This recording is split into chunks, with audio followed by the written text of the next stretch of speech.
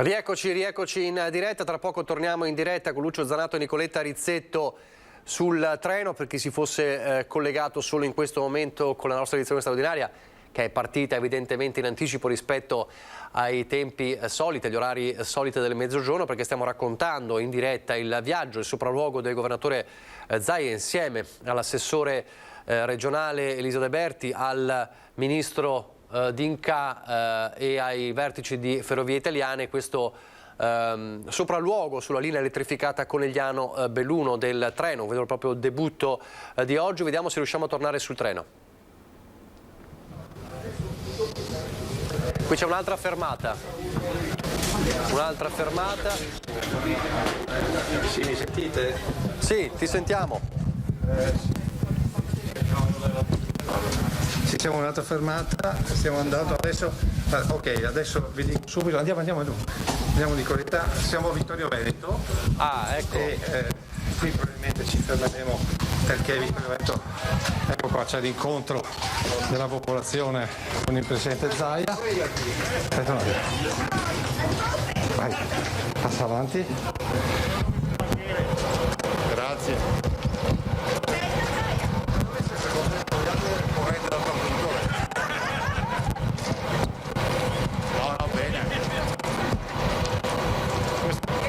Questo fa il diretto e va a Venezia, non ferma più a Conegliano, cioè non scambia più a Conegliano. No, non fa più la rottura del carico. Deve chiamarti per le pecore.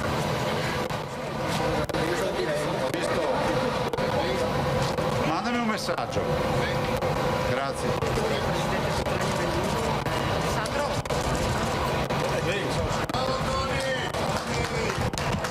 Buongiorno signori.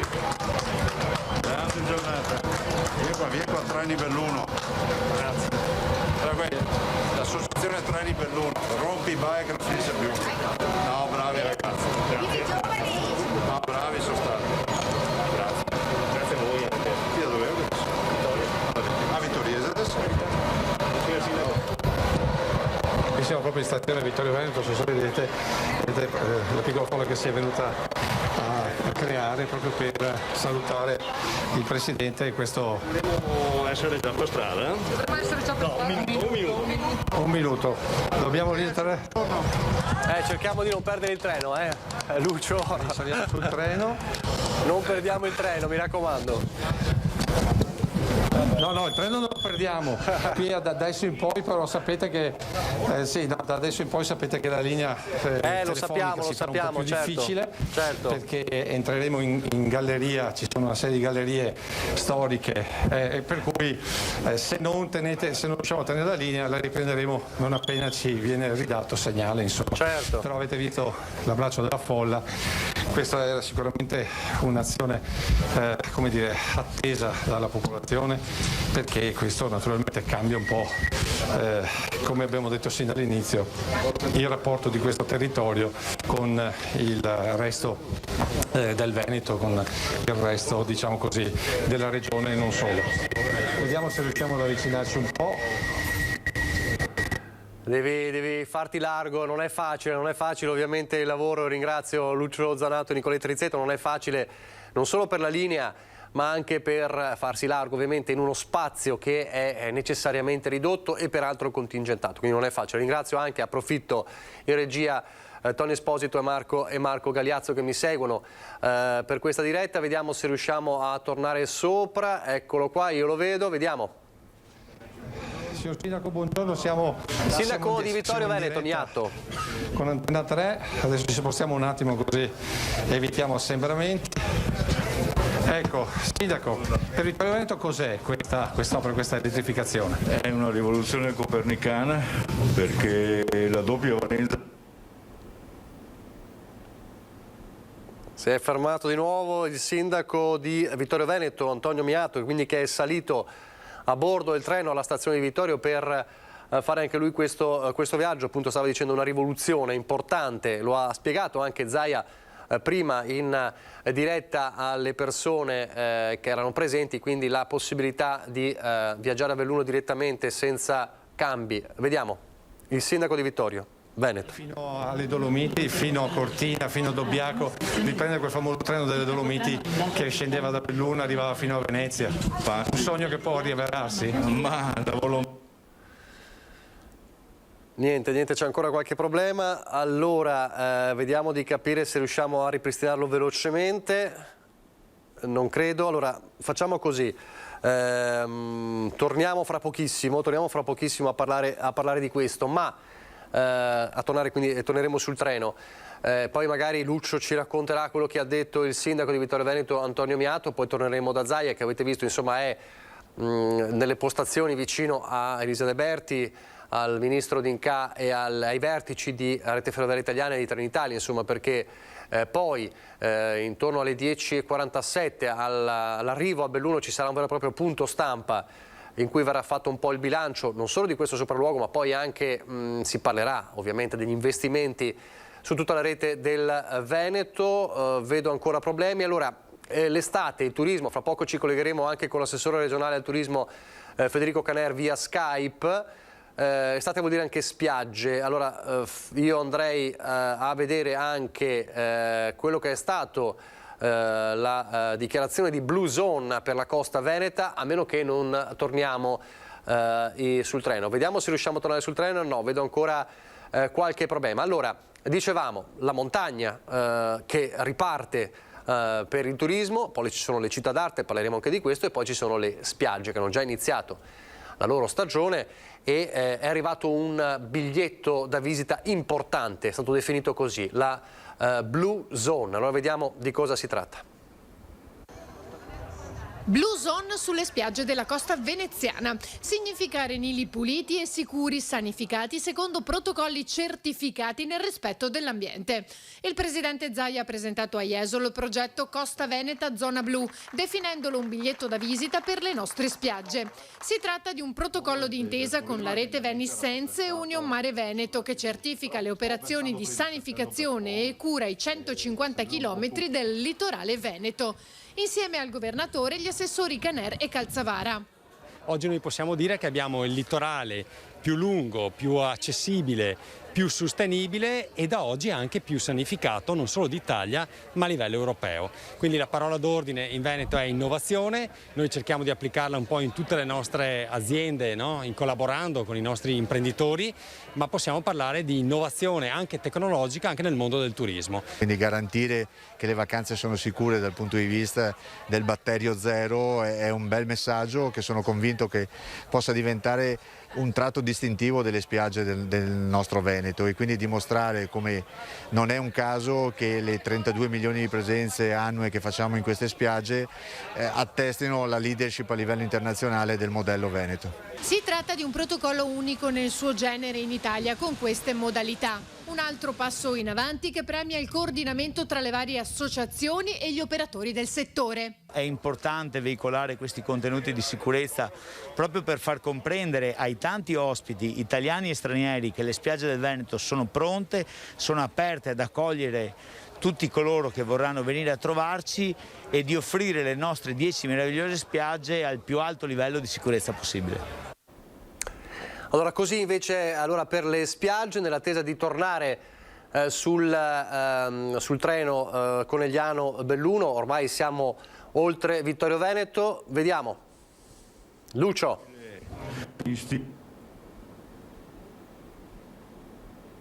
Vediamo se si sblocca subito. No, ancora no, ma credo che siamo in una galleria. Siamo in una galleria e questo ovviamente impedisce al segnale di essere molto chiaro. Allora, fra poco torniamo sul treno. Un altro elemento importante di quest'estate, l'abbiamo parlato nei giorni scorsi nel telegiornale di Treviso, ma è una faccenda che riguarda un po' tutto il Veneto, riguarda le sagre, come ripartono, quando ripartono e quante ripartono soprattutto, le difficoltà legate comunque ancora ai fattori di sicurezza e di contingentamento sono molte. Molte, ad esempio nella Marca trevigiana, terra di sagre per eccellenza, non ripartono, se partono ripartono in forma ridotta, ancora senza il ballo, perché come sapete il ballo è ancora in sospeso e chi lavora nelle discoteche lo sa lo sa bene, a meno che appunto poi non ci sarà la soluzione del Green Pass, ma ovviamente con ancora molti dubbi da parte dei gestori delle discoteche. Dunque le sagre come ripartono e quando ripartono? Abbiamo parlato con un sindaco, che è il sindaco di Refrontolo, che però anche per lavoro si occupa di sicurezza dei capannoni, dei tendoni, di chi lavora nelle strutture importanti per le sagre. Allora vediamo questo servizio sui capannoni delle sagre. È vero, non ci saranno le sagre, le feste degli scorsi anni alle quali eravamo abituati, però io sento che comunque c'è un certo fermento, nel senso che chi ha sempre fatto questo tipo di attività ha voglia anche di riprendere. Voglia di tornare alla normalità anche attraverso le sagre e le feste di paese che prima della pandemia caratterizzavano la stagione estiva. Le normative e le incertezze del momento però condizionano l'organizzazione di questi eventi e così come è accaduto nel 2020, 12 mesi dopo molte grandi manifestazioni non compaiono nel cartellone degli appuntamenti estivi. Ma non tutto si fermerà, a confermarlo il sindaco di Refrontolo, Mauro Canale, che conosce bene la materia, occupandosi di consulenza nell'ambito della sicurezza nella gestione degli eventi temporanei. Riprenderanno in maniera un po' soft, un po' calma, cercando di fare quegli eventi che magari sono più semplici da gestire e dove è più facile garantire il distanziamento e le misure di sicurezza. Protocolli non troppo diversi da quelli messi in atto nel 2020, ma quest'anno c'è un elemento in più. Le cose potrebbero essere facilitate sotto un aspetto, a parte l'aspetto organizzativo, l'aspetto proprio delle persone che frequentano questo tipo di eventi, che ormai si sono abituate a queste modalità comportamentali che fino allo scorso anno magari erano un po' sconosciute. La parola d'ordine dunque buonsenso sia da parte degli organizzatori ma anche di chi vi parteciperà. Che eventi aspettarsi per l'estate alle porte? Manifestazioni all'aperto in spazi ampi che garantiscano il distanziamento. Dipende dagli spazi dove sono sviluppati gli eventi, perché il numero dipende molto da quelli. Io vedo che si stanno concentrando su eventi legati molto a passeggiate, tour da cantina a cantina per le attività. Quindi eventi che mi consentono di uno sviluppo su uno spazio importante dove possono starci anche molte persone. Vi leggo una notizia di cronaca: 3 persone sono state denunciate, siamo a Treviso, dalla Guardia di Finanza perché ritenute coinvolte nel contrabbando dall'est Europa all'Italia di 240 tonnellate di olio motore per autoveicoli. Gli indagati sono amministratori di società attive nel commercio di accessori e ricambi per auto con sedi tra le province di Roma e Latina. Le indagini hanno avuto inizio a seguito del fermo da parte dei finanzieri della compagnia di Treviso durante un posto di controllo presso il casello autostradale Venezia Est di un auto articolato proveniente dalla Slovenia con a bordo oltre 23 tonnellate di olio motore, confezionato nelle classiche lattine da 1, 2 e 5 kg, dirette in un deposito fiscale del latinense. Nella circostanza era emerso che il deposito non era autorizzato allo stoccaggio di oli lubrificanti di provenienza comunitaria e che l'impresa acquirente era priva della licenza fiscale per commercializzare prodotti sottoposti a imposta di consumo come l'olio motore appunto per autoveicoli. L'auto articolato e il carico di olio motore sono stati dunque sequestrati. Le successive perquisizioni hanno permesso di sequestrare altre 11 tonnellate di olio motore, oltre ad accertare che le due imprese fin dal 2014 avevano importato oltre 205 tonnellate, evadendo oltre 124.000 euro di imposte. Il valore complessivo dell'olio contrabbandato è stato stimato in oltre 3 milioni di euro. La parte sequestrata, pari a 35 tonnellate, è stata affidata ai vigili del fuoco del Veneto e del Lazio per consentirne poi l'utilizzo nella manutenzione dei mezzi di soccorso. Quindi è stato recuperato questo olio di contrabbando, ovviamente utilizzato in maniera legale e regolare. Non so se riusciamo a ritornare sul treno, ancora no, ovviamente siamo nella zona delle gallerie per cui è ancora difficile.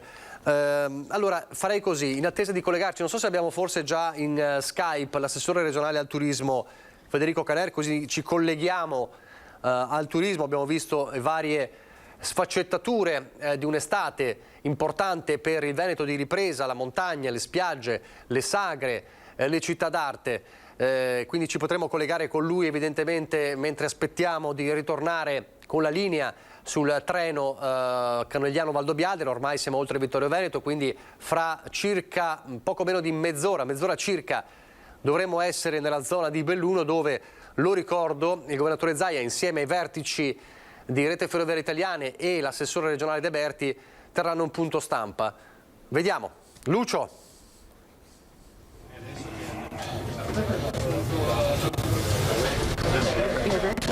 Siamo di nuovo sul treno.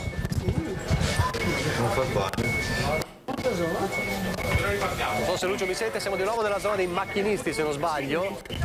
Prima il nostro Lucio, con molta discrezione, è riuscito a fare anche 2 chiacchiere con il macchinista mentre stava avviando il treno, ha spiegato un po', abbiamo visto insomma qual è il macchinario importante di alta tecnologia, quindi siamo riusciti a vedere qualcosa che si vede molto raramente di solito.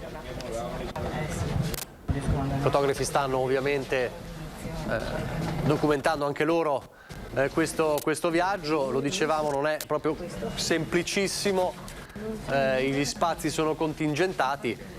Siamo proprio nella zona proprio iniziale del treno, quindi del vagone che la motrice, diciamo, di questo treno importante, con Zaia che sta guardando il macchinista in azione.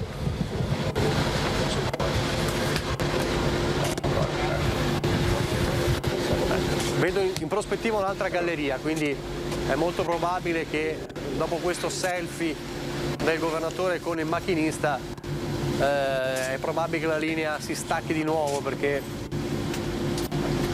vedo in lontananza un'altra galleria. È ovviamente un tratto caratterizzato da questi passaggi. Se mi senti? Sì, io ti sento. Siamo al lago di Santa Croce, Nicola. Siamo al lago di Santa Croce. Sì, siamo al lago di Santa Croce, siamo fermati in questo momento, tra un attimo torneremo alla galleria, sicuramente il segnale partirà. Adesso eccoci. Ecco. Dopo avremo uno che segna la strada del posto. Non sbaglia strada. A quanto sfreccia questo treno? Questo arriva con velocità massima 160, non su questa linea. Volevo capire l'elettrificazione, che cambio di velocità comporta. Ripresa più rapida, insomma, scatto alla partenza. In termini di velocità? In termini di velocità a lungo andare, insomma, anche i diesel andavano a velocità si attestava su 130, quindi abbiamo 3 km di scatto. Campione.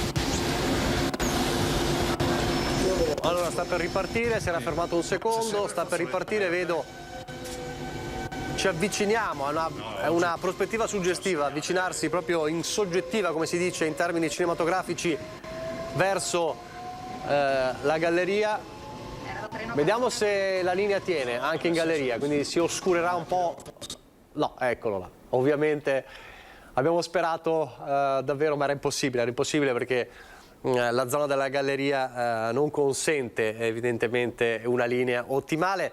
È ripartito dunque il treno, abbiamo visto insomma questo luogo che non si vede di solito, e cioè la zona, il Sancta Sanctorum, diciamo, dei macchinisti, insomma, che vede una tecnologia importante, visto che si parla di una linea nuova, una linea elettrificata ammodernata. Non so se abbiamo l'assessore regionale al turismo Caner in linea, dovrebbe esserci via Skype. Chiedo alla regia, chiedo lumi a Tony Esposito e a Marco Gagliazzo. Non mi sente nessuno? Perché altrimenti in attesa, ok, perfetto, lo state chiamando, benissimo.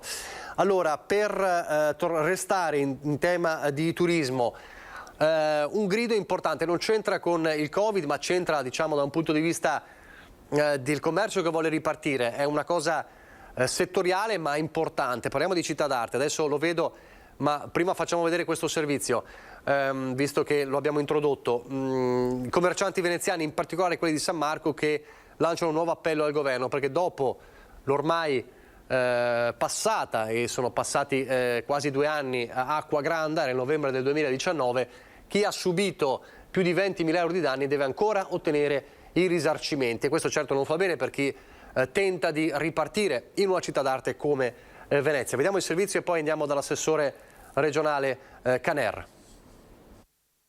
12 novembre 2019. Venezia è travolta da una marea che raggiunge i 187 centimetri, seconda solo al disastro del 1966, prima e maggiore di un'ondata di acque alte che continueranno a sommergere la città anche nei giorni seguenti. 11 mesi dopo, il 4 ottobre 2020, le paratie del Mose si alzano per la prima volta, separando la laguna dal mare Adriatico ed evitando, sempre per la prima volta, l'acqua alta che avrebbe sommerso la città. 10 giugno 2021, l'alluvione del 2019 e l'esordio del Mose sono già nei libri di storia, ma i commercianti veneziani che più di un anno e mezzo fa hanno subito danni superiori ai 20.000 euro devono ancora ricevere i risarcimenti. L'associazione Piazza San Marco, dopo aver già fatto un primo appello in occasione dell'anniversario dello scorso novembre, chiede ancora che i risarcimenti sopra i 20.000 euro per tutte quelle attività che hanno subito i danni dell'acqua granda siano liquidati. Questi soldi sono necessari per poter proseguire più serenamente in un momento così difficile come è quello del post-Covid 2019. Le chiusure forzate provocate dalla pandemia hanno avuto un effetto devastante in un'economia che poggia le basi sul turismo. Dall'ultima acqua granda si sono succeduti 3 governi sostenuti da maggioranze diverse, ma accomunati dall'assenza di risposte. Siamo purtroppo costretti a insistere perché siamo consapevoli dei problemi che i nostri soci e le attività commerciali della città stanno purtroppo passando. Sappiamo che l'amministrazione si è mossa per far sì che questi soldi arrivino, siamo qui a chiederli accanto a loro perché questa procedura sia il più snella e veloce possibile. Così allora i commercianti di Piazza San Marco a Venezia. Saluto e ringrazio l'assessore regionale al turismo Federico Canner, buongiorno. Buongiorno a lei e a tutti i telespettatori. Allora, solo una nota tecnica, chiedo alla regia di tenermi magari in preview le immagini dello zainetto, diciamo così, della diretta del treno per vedere poi se si ripristina il collegamento anche durante l'intervento dell'assessore Canner. Allora, assessore, ripartiamo da qui, ma è incidentale, poi parliamo anche di altro. Non è un buon segnale da Roma questa assenza, è un segnale mancato anche dei precedenti governi, ma che continua tuttora per chi cerca di ripartire in una Venezia che più di tutti forse ha subito l'effetto della pandemia.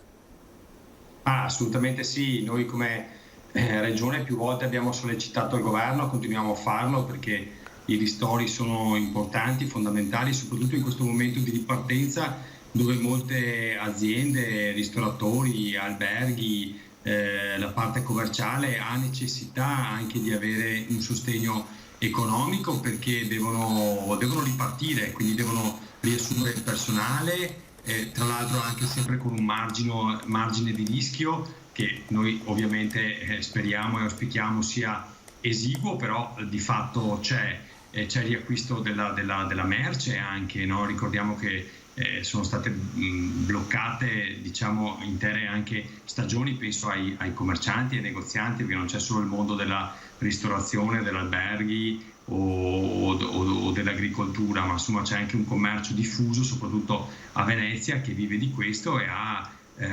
necessità, oltre ai danni strutturali nel caso dell'acqua alta, legati appunto a ciò che gli edifici hanno subito a causa di quel terribile evento. Quindi chiediamo che ci sia celerità da questo punto di vista. Sappiamo che il governo è in difficoltà per quanto riguarda le risorse, devo anche dire a onor del vero che in certe situazioni i ristori sono arrivati, così come è stato elargito il fondo della montagna, che ovviamente non riguarda Venezia, stiamo parlando di Venezia, però voglio dire sono sempre 800 milioni di euro che il governo ha sborsato per quanto riguarda il tema della montagna invernale, quindi voglio dire francamente non è che non abbia fatto nulla. Certo è che la mole di lavoro, di impegno, di danni anche subiti all'economia locale sia veneta che italiana è talmente vasto e generalizzato che posso anche comprendere che a livello finanziario sia difficile a dare una risposta immediata, però in qualche maniera dobbiamo darla. Allora, resti pure in linea, andiamo un attimo sul treno, vedo che c'era Lucio che stava chiedendo qualcosa a Zaia. Poi c'è un'altra partenza, credo. Sì, allora con noi in questo momento ci siamo fermati a farla dal pago e con noi è salito anche l'assessore alle attività produttive qui della zona del lago di Santa Croce. Adesso stiamo partendo per andare a Belluno, purtroppo la linea va e viene, l'avete visto in diretta. Devo dire che questa sera vi fa vedere delle immagini stupende dei tunnel che sono stati ricondotti per quanto riguarda l'elettrificazione, immagini davvero molto belle. Purtroppo non c'è la copertura, ve le proporremo questa sera durante il corso del telegiornale. Insomma, abbiamo un presidente che si sta, devo dire, divertendo. Noi abbiamo oggi realizzato un sogno, no? Che è quello di elettrificare questo percorso, di portare i treni di ultima generazione a Belluno. Belluno è isolato dal punto di vista tecnologico.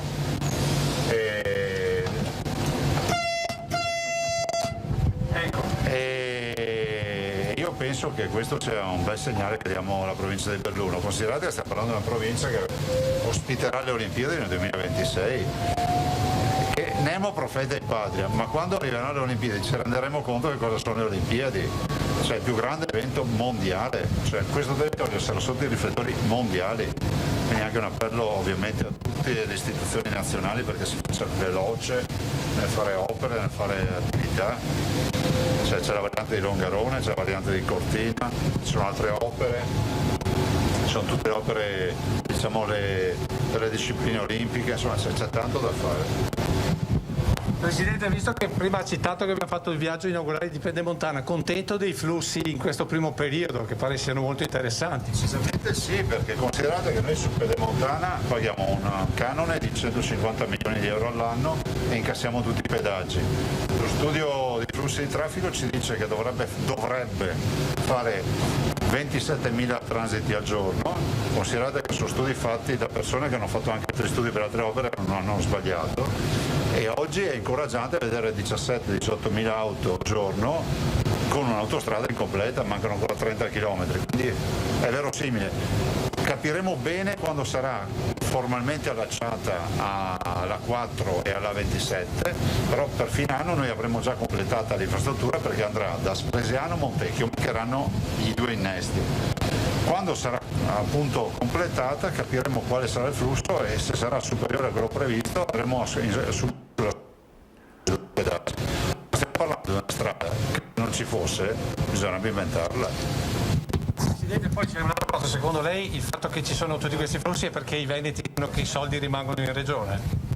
Intanto questa è l'unica strada nazionale dove i pedaggi li incassa la regione, è un'autostrada di ultima generazione, non vedo la banalità di qualcuno che la confronta con strade che...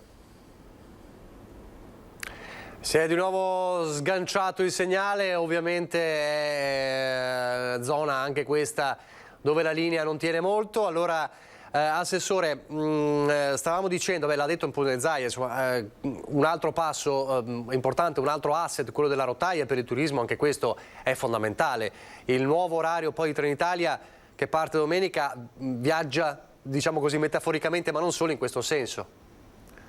Assolutamente sì, è importante avere il trasporto su rotaia, così come è importante averlo su gomma e in montagna averlo anche con altri vettori. Penso al tema degli impianti a fune, visto che si è citato anche il tema delle Olimpiadi, stavamo parlando del territorio bellunese, quindi bisogna ragionare a 360 gradi in merito alla mobilità montana. Il trasporto su rotaia è fondamentale, lo sarà sempre di più, anche nel territorio, diciamo, difficile come quello montano, e quindi noi continueremo a fare gli investimenti che negli ultimi anni si sono fatti e sono stati tanti, ricordo di centinaia di milioni di euro che sono stati investiti per cambiare tutto il materiale rotabile nella regione Veneto, quindi insomma penso che sia un asset fondamentale, così come ricordava anche il Presidente il tema della viabilità. Tutti un po' si lamentano quando si fa un'opera, ognuno ha le proprie idee in merito agli investimenti, anche al consumo del suolo, perché poi insomma ne sentiamo di tutti i colori, però penso per esempio che il tema della Pedemontana Veneta sia importante non solo per alleggerire il traffico in altre arterie, non soltanto autostradali, ma anche delle vie normali, diciamo cittadine dei nostri territori. Ricordo che molte persone che per esempio dal mio territorio, quindi dal Trevigiano, si recano nel Vicentino per lavoro. Io ho avuto delle testimonianze dirette anche di amici che ci vanno per lavoro e mi dicono: guarda Federico, da quando è stata aperta la pediatria io impiego metà del tempo che impiegavo prima, quindi questo è importante in termini anche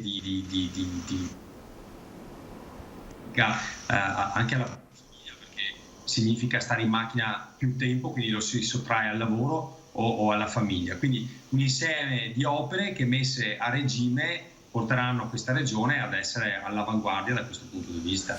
Senta, visto che parliamo di montagna, ci fa un focus sulla situazione attuale montagna? Qual è la previsione delle prossime settimane? L'effetto psicologico della tragedia del Mottarone è stato superato? Se mai c'è stato qui in Veneto l'effetto psicologico? Ma guardi, innanzitutto bisogna dire una cosa: la Regione Veneto è molti anni che investe e dà contributi agli impianti a fune per adeguarli, per non solo cambiarli addirittura, cioè innovarli, ma anche per la manutenzione ordinaria e straordinaria. Devo dire che i nostri impiantisti hanno sempre costantemente fatto questo tipo di lavoro e partecipato ai bandi regionali che ci sono sempre stati ogni anno. L'ultimo anno io ho fatto un bando da 12 milioni di euro, quindi insomma non proprio bruscolini, per la costruzione di nuovi impianti, anche in sostituzione di impianti esistenti, quindi non soltanto per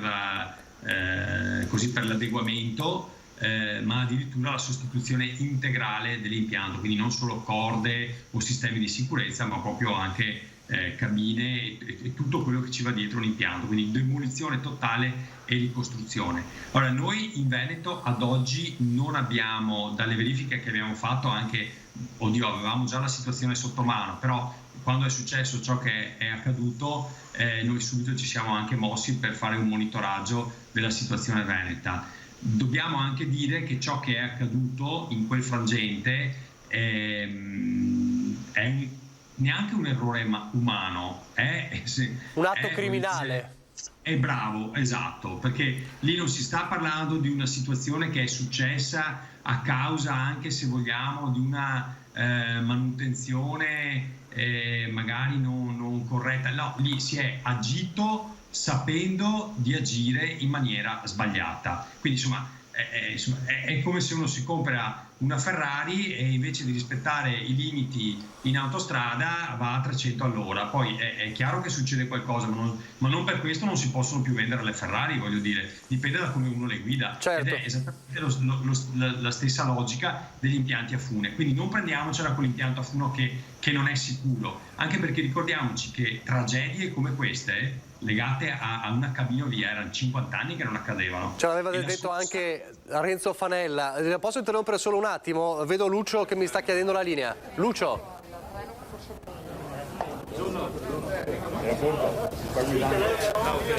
Dove sei? Sì, allora noi siamo arrivati a Ponte nelle Alpi.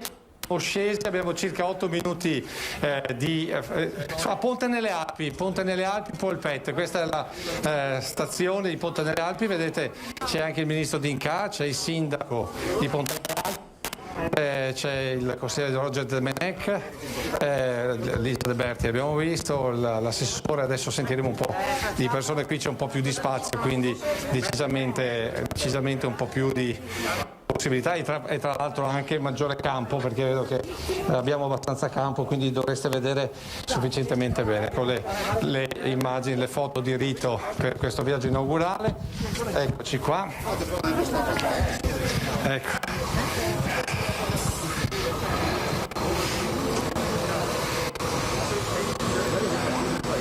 Ecco, continuiamo a seguire questo viaggio inaugurale.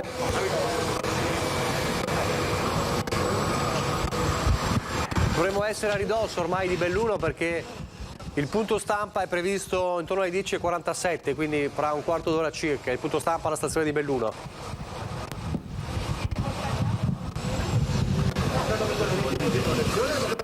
Sì, allora il Presidente ci tiene ad essere assolutamente nei tempi e quindi insomma andremo via spediti, però qui abbiamo appunto un fermo di circa 8 minuti, almeno io ho parlato con il capotreno, quindi è lui che poi determina la partenza sicuramente. Adesso ci sono le foto di Rito con ovviamente il leone marciano che campeggia, non so se riuscite a vedere, che campeggia su questo treno ETR 104 inaugurale. Le autorità, eccolo là, è il leone marciano che campeggia sulla nostra. Ecco, adesso vediamo un attimo. Eccoci qua. Sono immagini che sono destinate a rimanere ovviamente nella storia per quanto riguarda non solo la viabilità ma proprio la storia del Veneto con questo viaggio inaugurale e l'elettrificazione. Allora io ne approfitterei perché adesso naturalmente con gli spazi un po' più ampi sindaci, ministri, come dire, sono naturalmente al centro della situazione. Adesso siamo con il Ministro D'Incà. Ministro, allora, viaggio inaugurale importante per il Veneto, importante per la montagna veneta. È un viaggio importantissimo perché si vedono realizzate una parte di quelle risorse che abbiamo messo a disposizione nel 2016. I primi 46 milioni che si trasformano in elettrificazione, poi ve ne saranno altri 130 milioni di euro per chiudere poi la tratta che da Belluno fa Feltre e poi va verso Montebelluna. È un grande momento storico perché vuol dire che si punta sul bellunese, vuol dire che il bellunese è il centro dell'attenzione per il futuro stesso attraverso i mondiali sci 2021 e poi le Olimpiadi 2026. Il bellunese sta cambiando, sta migliorando, sta crescendo, insomma siamo molto soddisfatti. Ecco, si dovrebbe parlare anche del treno delle Dolomiti. È un'altra possibilità, è una realtà ulteriore.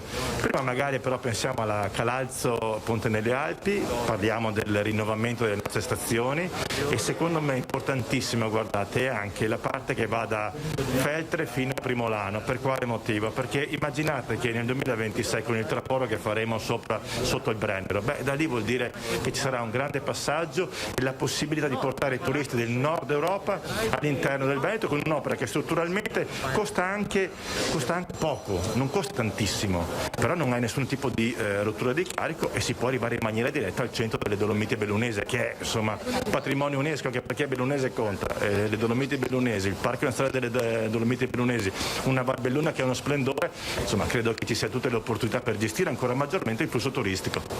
Lei siede al centro del potere in governo.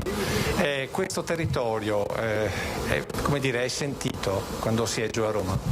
Assolutamente sì, ma tutti i territori marginali devono essere sentiti all'interno di quelle che sono le stanze del potere di Roma, che poi non è stanza di potere, è stanza dove si progetta, dove si deve assolutamente progettare il futuro, altrimenti non se ne viene fuori. Questo è il nostro momento più importante.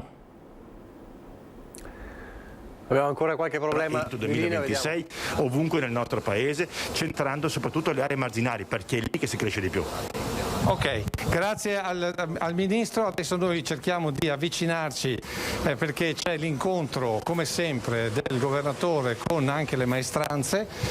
Dammi solo una conferma, Nicola, se ci vedi, perché il segnale dovrebbe essere in abbondanza. Qui siamo a Ponte nelle Alpi e la copertura è completa. Sì, ci siamo. Sì, ecco. Ecco, le ultime parole famose. Ci siamo, ma adesso non ci siamo più. C'è un altro problema di linea. Vediamo se si riesce a ripristinare velocemente. Ho in attesa ancora l'assessore Caner, che devo liberare fra poco. Allora, torniamo dall'assessore Caner.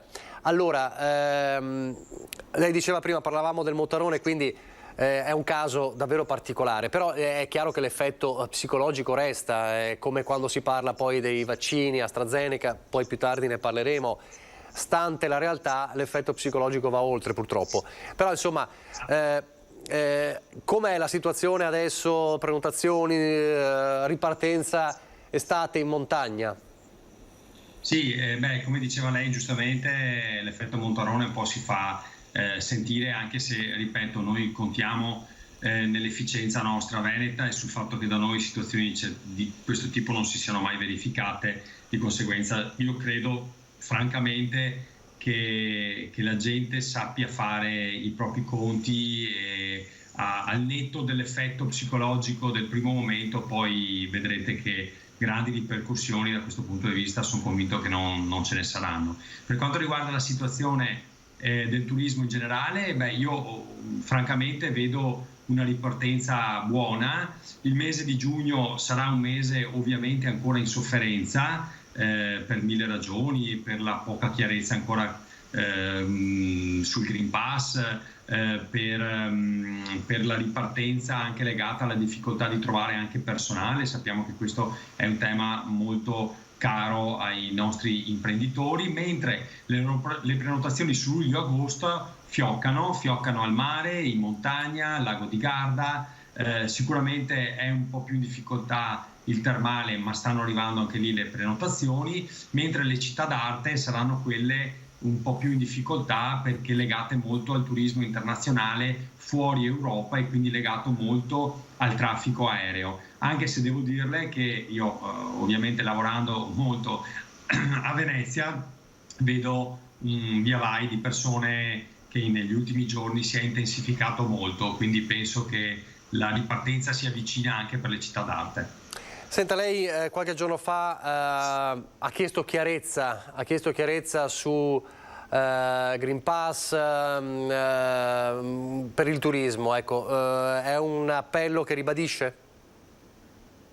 Assolutamente sì, ho avuto modo di parlarne col Ministro quando è venuto in visita in Veneto, ho avuto modo di parlare con lui anche l'altro giorno al telefono per altre questioni, ho ribadito il problema del Green Pass, che è molto semplice. Negli altri paesi sono già indicate le alternative per potervi accedere, cioè il fatto che uno o sia vaccinato o abbia contratto già la malattia e superata e quindi certificato questo superamento, o terzo un tampone da fare nelle 48 ore precedenti. Ecco, non si capisce per quale motivo per entrare in Italia un turista vaccinato debba ad oggi avere anche un tampone. Allora guardi, ho casi concreti di imprenditori che mi hanno fatto vedere delle mail scritte da turisti stranieri. Mi viene in mente un caso specifico di una famiglia norvegese che doveva recarsi in Veneto in auto, quindi lei capisce bene che partendo dalla Norvegia, magari da metà Norvegia, farsi il tampone, aspettare l'esito, prendere il traghetto, passare il mare, farsi tutta la Germania, entrare in Italia, in Veneto e arrivare a Cavallino Tre Porti perché magari hanno un camper, lei capisce che questo significa che le 48 ore non sono sufficienti per un tampone, perché dal momento in cui lei lo fa, al momento in cui arriva in Italia sono già scadute. E magari sono persone, come in questo caso, che erano vaccinate. Allora io chiedo chiarezza da questo punto di vista, perché anche le nostre ambasciate all'estero non chiariscono queso punto. Il ministro è già intervenuto, il ministro Garavaglia, parlando con il ministro Speranza e mi ha fatto sapere che sarà chiarita anche questa situazione. Quindi insomma non tanto una questione di metodo, una questione tecnicamente di metodo per essere chiari, perché poi la gente appunto se no altrimenti disdice, è questo il concetto?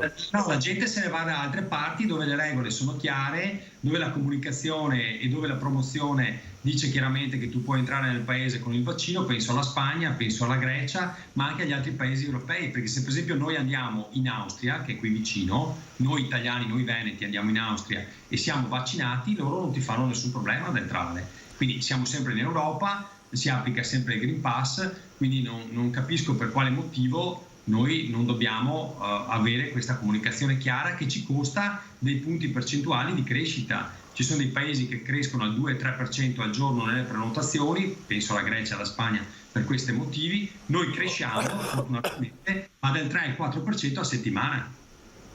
L'ultima cosa, poi la libero. Lei è trevigiano, è di Treviso, per cui conosce bene la materia.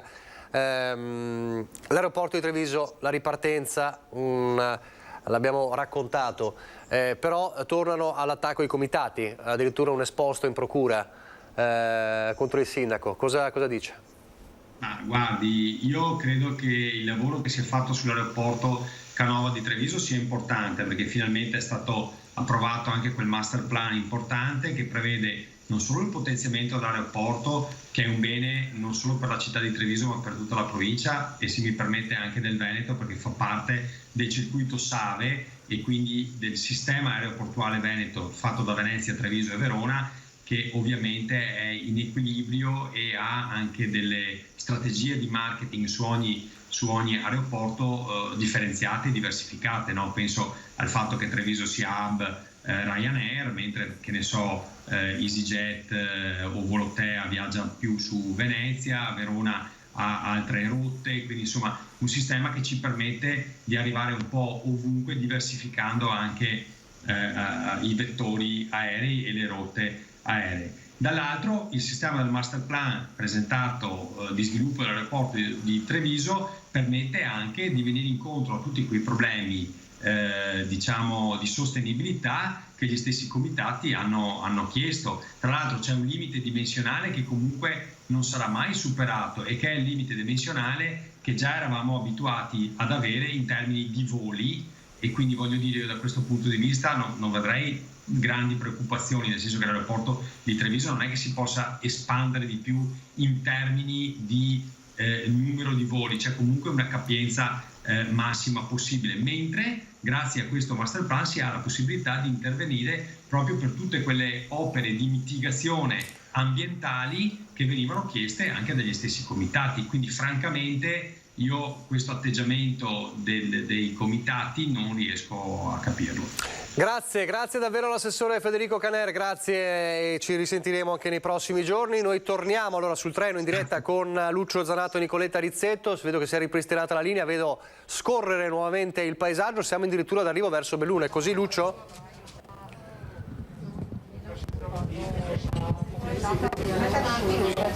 Sì, esatto, stiamo arrivando a Belluno, sono con vedete l'assessore De Berti e stiamo aspettando di scendere, poi ci sarà la conferenza stampa con i vertici di Trenitalia e poi naturalmente continueremo il nostro viaggio anche verso l'ospedale San Martino di Belluno. Continuiamo a far vedere le immagini anche dell'arrivo a Belluno, visto che l'assessore De Berti è con una collega e ci stiamo avvicinando. Guardate un po' tutti i vertici anche di Trenitalia sulla sinistra che tendono di scendere per poi appunto partecipare alla conferenza stampa inaugurale di questo primo viaggio con elettrificata qui tra Conegliano e Belluno. Già poi appunto si parlerà della porta che porta su verso Calalzo, altro luogo dove dovrebbe arrivare l'elettrificazione, e immagino. Si è bloccato di nuovo la linea, ma teniamola perché siamo veramente addirittura d'arrivo a Belluno. Allora vediamo se si sblocca velocemente. Allora, per chi si fosse collegato in questo momento, ricordo, abbiamo iniziato la nostra diretta un'ora e mezza fa circa da Conegliano, dalla stazione di Conegliano, e abbiamo visto la partenza di questa linea elettrificata inaugurale, l'esordio con il sopralluogo di Zaia, dell'assessore De Berti, del ministro D'Incà e dei vertici di Trenitalia e anche di Rete Ferroviaria Italiana, e il passaggio, vari step, l'abbiamo visto a Vittorio Veneto, a Ponte nelle Alpi, e adesso arriverà a Belluno. È un passaggio molto importante per poter collegare a partire dalla domenica, cioè fra 2 giorni, Venezia e Belluno con un accesso diretto e per di più ammodernato, quindi silenzioso, meno inquinante, più diciamo con maggiori prestazioni, più sicuro evidentemente. Quindi questo passaggio, questo step atteso si realizza definitivamente, concretamente oggi. Un treno in cui ci sono autorità, ma c'è anche gente comune che quindi prova per la prima volta questo treno. Abbiamo visto Zaia all'interno della sala macchine, ha raccontato insomma anche di questa importanza di questa linea, anche in chiave futura, anche poi per le Olimpiadi 2026, quindi lo sguardo anche alla viabilità anche su treno evidentemente, quindi non solo su strada, su gomma, per quanto riguarda il turismo. Vediamo se riusciamo a tornare in treno, perché siamo davvero, credo, in arrivo a Belluno. Arrivo è salutato con le bandiere.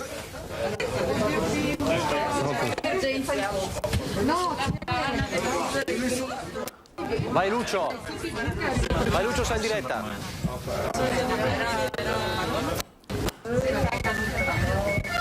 Lo dicevamo prima, non è semplice, ovviamente c'è spazio ristretto, adesso scenderemo e quindi ci sarà più possibilità di muoversi in modo più facile per il nostro Lucio Zanato, la nostra Nicoletta Rizzetto, il nostro duo di inviati che poi proseguirà il suo viaggio anche all'ospedale di Belluno. Eccolo qua. Allora Lucio, c'è un tappeto rosso addirittura, un red carpet come si fa alla mostra del cinema.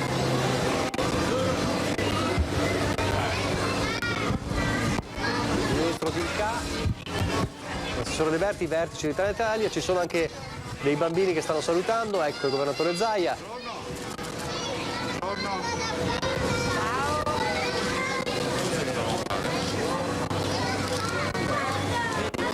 Le bandiere le avevamo già viste a Vittorio Veneto, ecco vedete Venezia e le Dolomiti più vicine, questo è un po' il titolo della giornata di oggi con questa inaugurazione.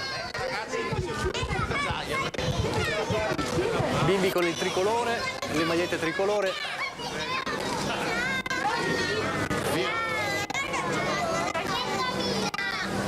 Siete pronti? Noi ci mettiamo anche noi a posto? Pronti? Lo cantiamo insieme?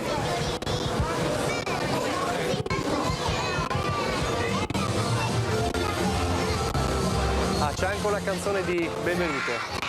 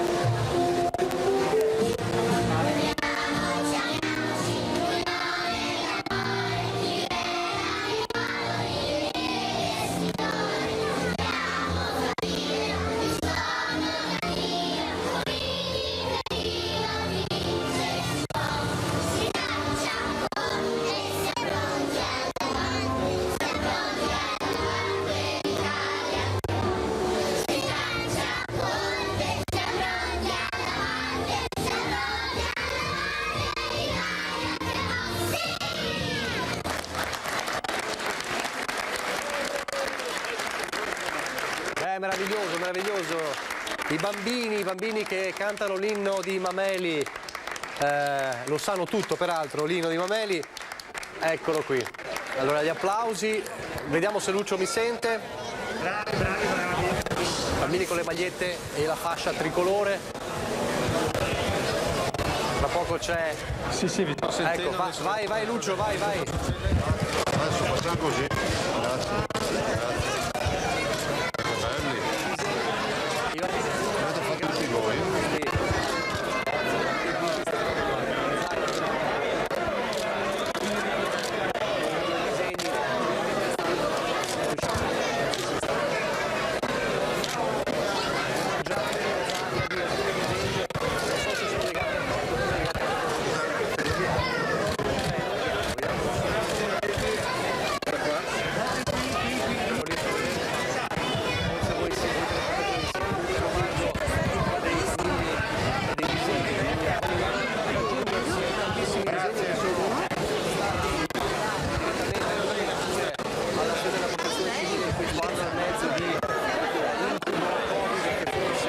spalle, ne parleremo dopo.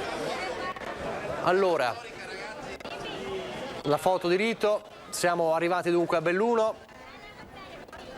No, ma tenete pure l'immagine completa, eccola qua, perfetto.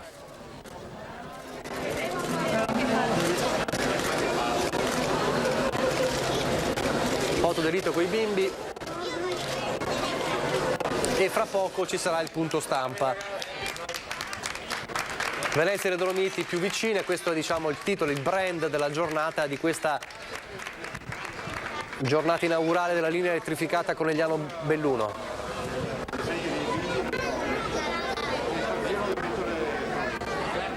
Quindi a momenti il punto stampa e poi il governatore si sposterà all'ospedale di Belluno per inaugurare una nuova TAC e credo insomma si tornerà poi a parlare anche di Covid e di situazione Covid. Lucio.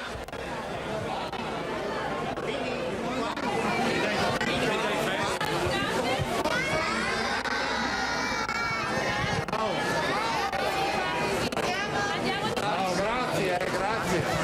Ma li portate via? Sì. Vieni qua.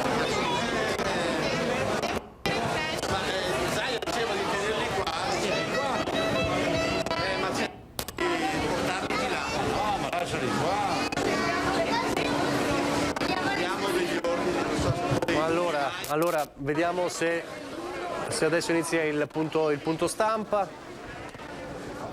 Siamo alla stazione di Belluno, siamo più o meno in linea con il programma della giornata, iniziata per noi alle 9:15 con la nostra diretta, poi ufficialmente alle 9:39 quando Zaia, De Berti, il ministro D'Incà e i vertici di Trenitalia sono saliti sul treno.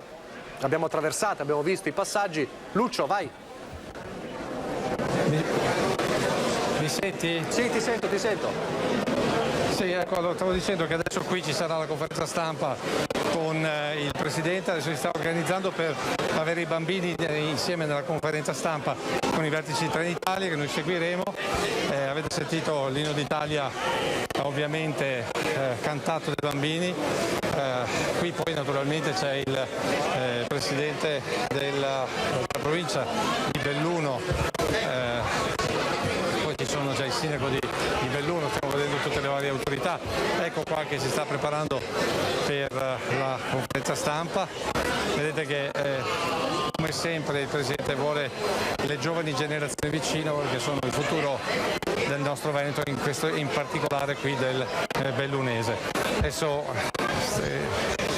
ecco, seguiamo un attimo il Presidente che sta preparando proprio la scenografia.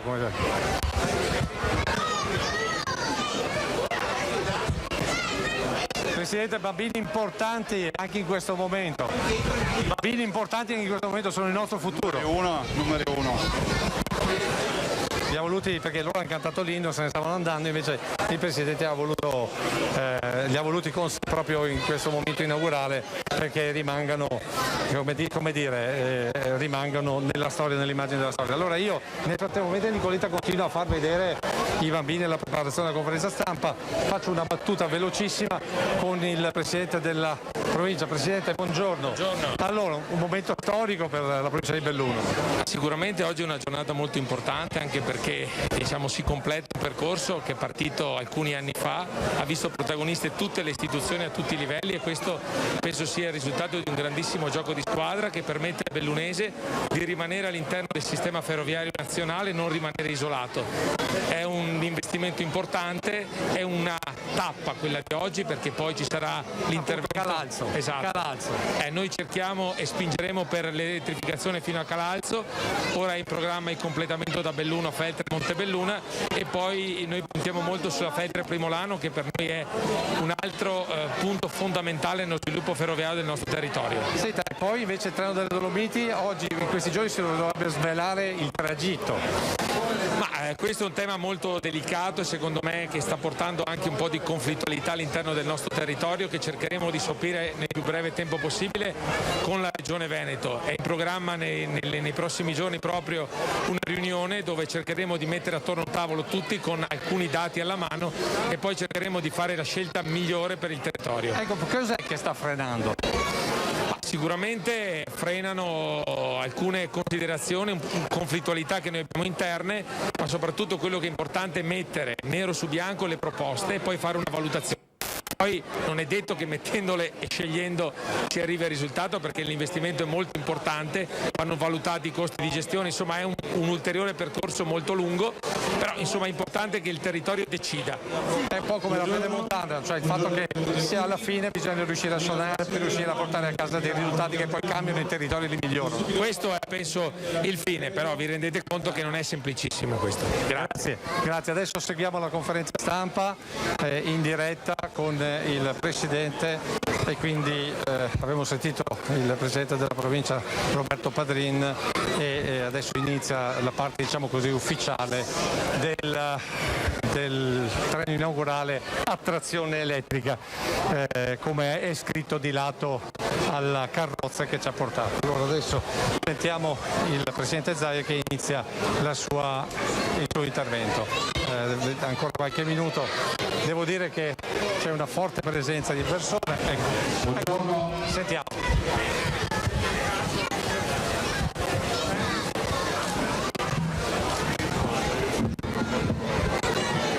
Io farei subito un paio di proposte. Prima i giornalisti si mettono di fianco e così lasciamo che i cittadini possano vedere questa inaugurazione. Grazie. Inviterei qua il Ministro D'Incà, prego, i sindaci presenti,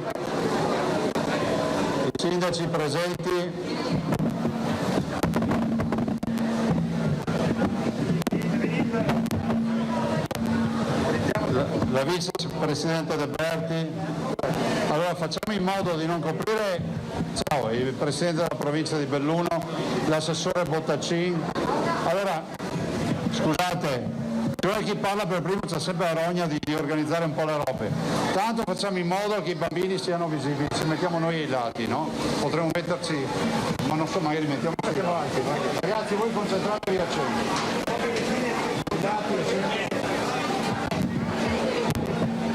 Ecco qua, allora, grande applauso intanto ai bimbi che ci hanno ricevuto questa mattina della scuola Don Bosco e grazie bimbi. Questi sono tutti applausi per voi, ricordatevi gli applausi, eccoli qua. Ecco, grazie. E i bimbi questa mattina mi hanno donato tutta una raccolta di disegni, l'ho vista, e vi annuncio già che diventerà parte integrante della mostra dei disegni di bambini del Covid, e quindi verrà esposta in tutte le città del Veneto già da ottobre di quest'anno, quindi grazie anche per tutti i disegni. Brevissimamente saluto ovviamente la Presidente RFI, la dottoressa Mazzutti e ovviamente la dottoressa De Filippis come esattamente la qualifica. Vediamo se riusciamo a ripristinare velocemente il collegamento, perché siamo proprio nel punto focale della mattina. Vediamo se riusciamo, eccolo qua, vai. Allora facciamo così, se state buoni vi facciamo salire sul treno e incontrare il macchinista. Silenzio totale, tutti buoni.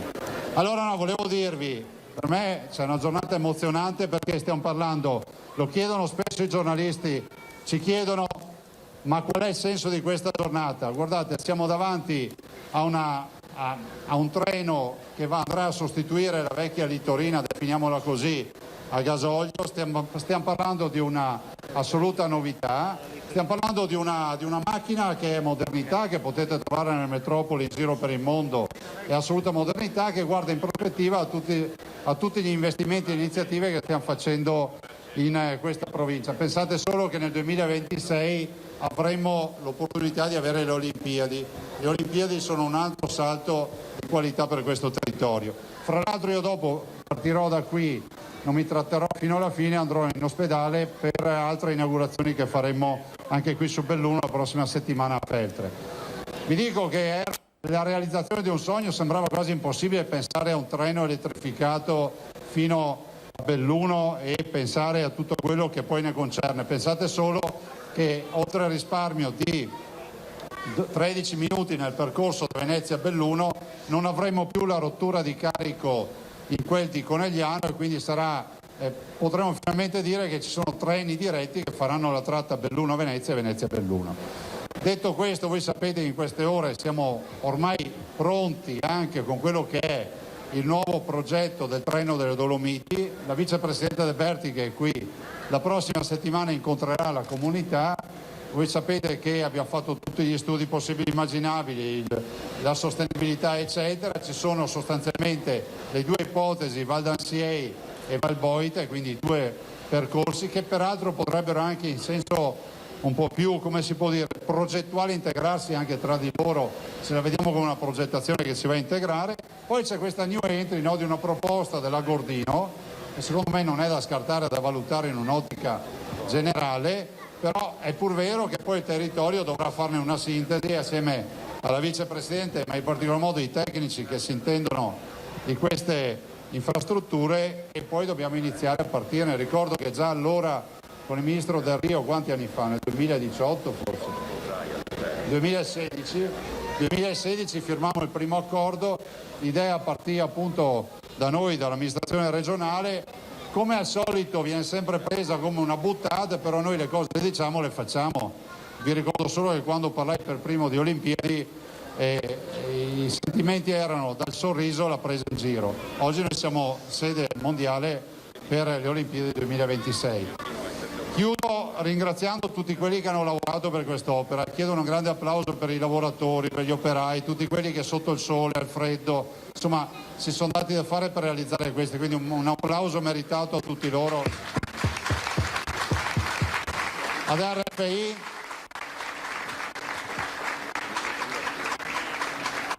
RFI, alla dottoressa Masutti, che è qui a rappresentare appunto tutta questa iniziativa, ovviamente alla dottoressa De Filippis per Trenitalia, perché poi loro sono quelli che noi stressiamo, no? Per gli orari, per la pulizia dei treni, per l'efficienza, e quindi grazie, perché voglio ricordare che i treni in Veneto superano la puntualità dei treni giapponesi, lo possiamo dire senza problemi, statistiche internazionali.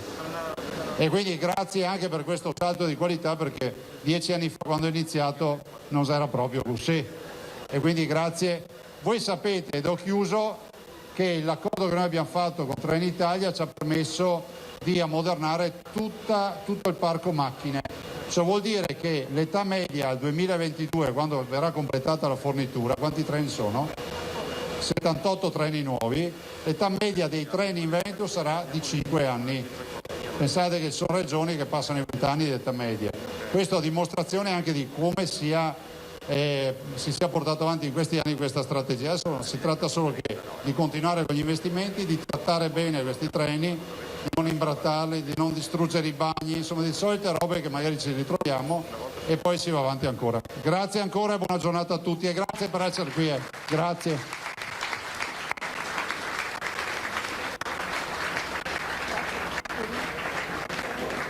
Grazie Presidente, do la parola a Franco Fison, assessore urbanistica e lavori pubblici del Comune di Belluno. Buongiorno a tutti, buongiorno, do il benvenuto da parte dell'amministrazione comunale al Ministro D'Incà, al Presidente della Regione, a tutte le autorità che sono presenti oggi, quindi un caro, veramente sincero ringraziamento da parte dell'intera amministrazione alle rappresentanze di RFI. Un momento molto importante perché segna un punto di svolta per la città, ma per l'intera provincia. Poter raggiungere con un treno direttamente la nostra città e, ripeto, l'intero nostro territorio senza rotture di carico segna un cambio di paradigma. Tutti noi che abbiamo utilizzato per studio o per lavoro queste linee, Conegliano, per chi gravitava su Venezia, era un punto classico di sosta, ci ha consentito di conoscere bene quella città nei vari cambi che dovevamo gestire, e questo, ripeto, rappresenta un punto veramente importante da tanti punti di vista, non solo dell'utenza ma anche della dotazione infrastrutturale di questa provincia, anche dal punto di vista della sostenibilità, e noi auspichiamo sicuramente che sia non un punto di arrivo ma sicuramente un punto non di partenza ma di prosecuzione verso altri ambiziosi obiettivi che possono essere quelli di una metropolitana di superficie che possa collegare tutta la vallata del Bellunese, dal Feltrino all'Alpago, al Longaronese, che quindi possa diventare a tutti gli effetti una infrastruttura che consenta spostamenti di lavoro e di studio in maniera molto più snella. Il Presidente ha fatto riferimento anche ad una variante possibile nell'ambito del proseguimento della linea ferroviaria, con una cosiddetta variante agordina. Il Comune di Belluno sta modificando il proprio piano regolatore. Siamo disponibili a un ampio confronto e quindi per poter partecipare anche a questi tavoli in maniera da rendere costruttivi i salti e i cambiamenti e gli obiettivi che dovremo raggiungere. Grazie.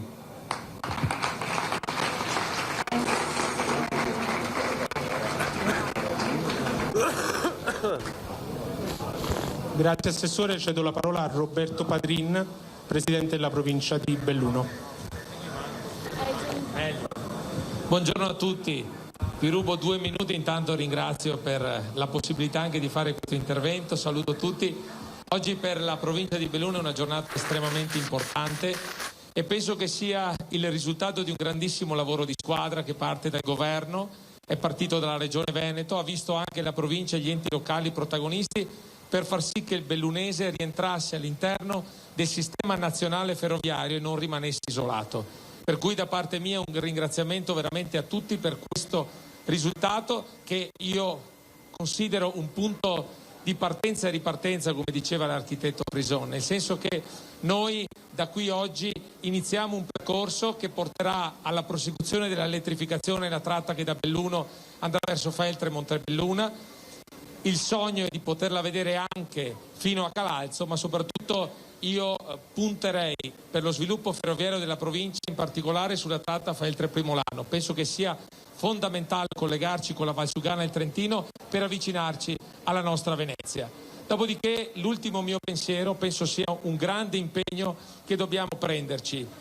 Questo lungo periodo di lavori, il Covid ha portato una disaffezione all'utilizzo del trasporto pubblico locale. Penso che tutti insieme noi abbiamo il compito di far sì di portare i nostri cittadini a utilizzare i nostri mezzi, quelli su rotaia, quelli su gomma. Penso che sia indispensabile, anche perché oggi di fronte a questi treni nuovi, efficienti, possiamo solo dire che offriamo ai nostri cittadini il meglio. Questo è un grande risultato e quindi da parte mia il sogno è quello veramente di vedere che anche la provincia di Belluno possa in futuro avere un ruolo da protagonista all'interno del sistema infrastrutturale del nostro Paese. Grazie a tutti.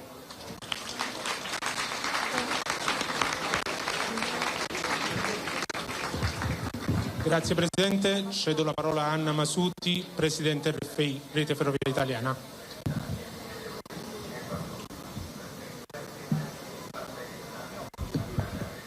Buongiorno a tutti, sono particolarmente lieta di essere qui con voi in questa importante inaugurazione. Saluti anche alle autorità presenti. Già è stato detto quindi sulla elettrificazione di questa nuova linea, voglio darvi qualche numero, qualche dato per questa elettrificazione che ha comportato quindi un rinnovo della linea da Conegliano a Belluno, che consente quindi un collegamento diretto da Venezia a Belluno dal 13 di giugno senza più soluzioni di continuità, senza doversi fermare a Conegliano e cambiare treno. Sono stati investiti circa 55 milioni di euro. Sono 55 milioni che vanno a inserirsi in un investimento di 200 milioni di euro che viene fatto qui nel Veneto, nell'anello, chiamiamolo anello bellunese, quindi un investimento importante che la società sta facendo nella regione.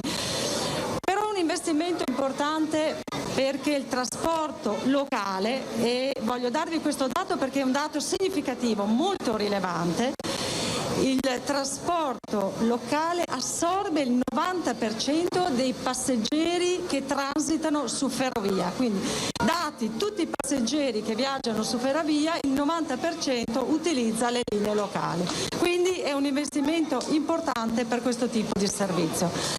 È un un investimento che si va a inserire in un grande progetto nazionale.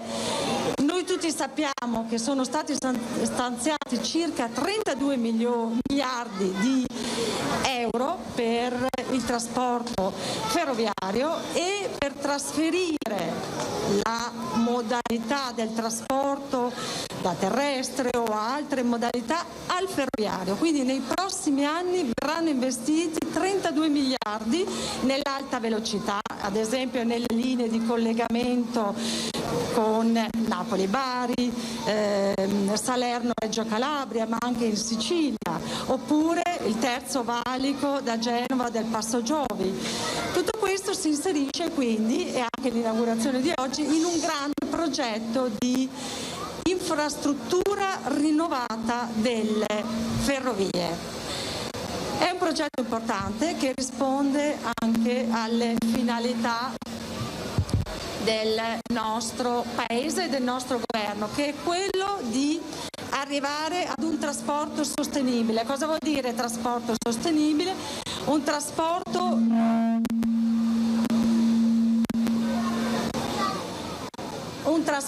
non inquinante, un trasporto che rispetta l'ambiente e la natura.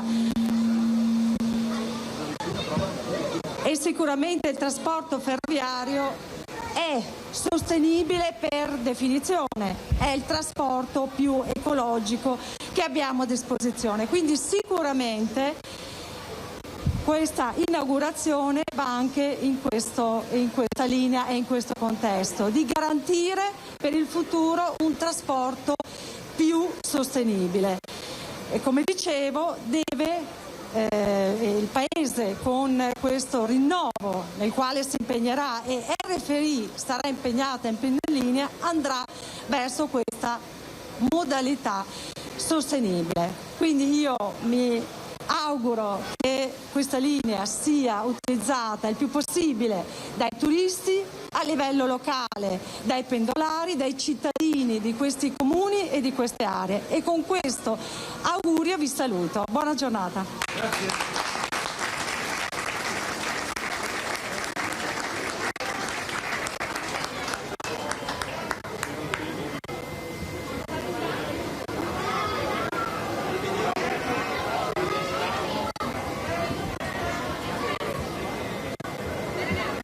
Grazie. Grazie Presidente.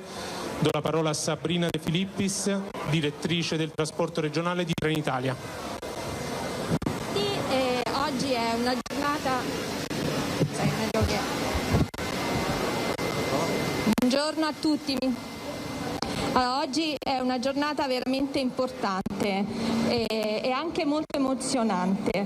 In Veneto stiamo costruendo veramente tanto, abbiamo una regione che ci ha stimolato tantissimo a migliorare la qualità del servizio regionale. Oggi è un ulteriore tassello di questa rivoluzione in atto, una rivoluzione che è nata alcuni anni fa, ma oggi è importantissima. Su questa linea potete vedere uno dei nostri gioielli, l'ultimo nato, il POP.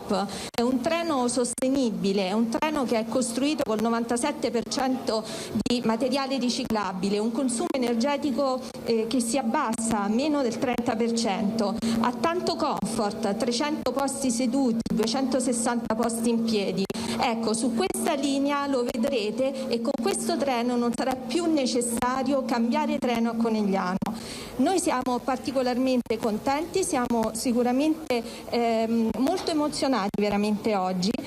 La nostra priorità, come voi sapete, sono i pendolari che noi cerchiamo in tutti i modi di curare giorno per giorno. Abbiamo anche in queste, attraversiamo delle bellezze incredibili in questa regione e quindi stiamo investendo tanto anche nel trasporto regionale, che deve essere visto anche per i turisti, e quindi nascono delle sinergie importanti come l'ultima con Dolomiti Bus, che consente questa integrazione di orari e anche di biglietto con un unico biglietto, treno più bus, che vi porta in tutte le località più belle di questo territorio.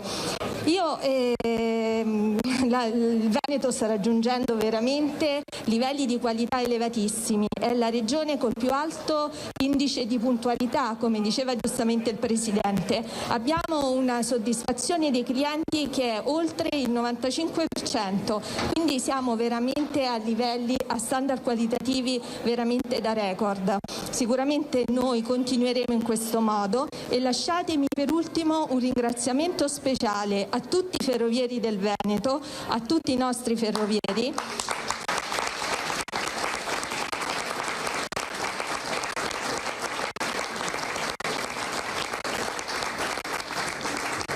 Non si sono mai fermati in questo terribile periodo, anzi sempre più determinati, e continueremo in tutto il nostro percorso di miglioramento. Veramente grazie a tutti, grazie ai comitati dei pendolari, un grazie speciale alla nostra regione, un grazie a tutte le parti sociali che ci aiutano veramente, perché questo risultato è il risultato di un grande lavoro di squadra. Grazie.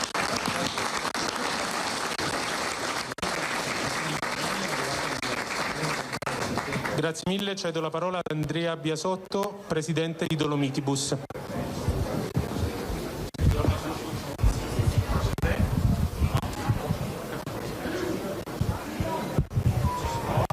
Prova, ecco.